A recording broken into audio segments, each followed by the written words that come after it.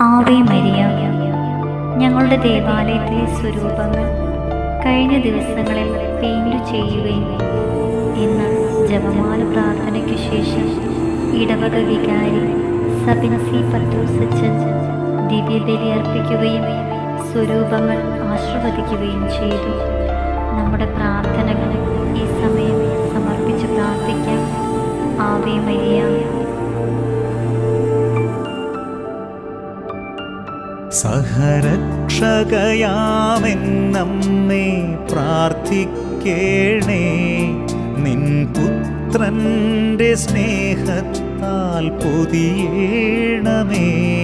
സഹരക്ഷകയാമെന്നമ്മേ പ്രാർത്ഥിക്കേണേ, നിൻ പുത്രന്റെ സ്നേഹത്താൽ പൊതിയേണമേ.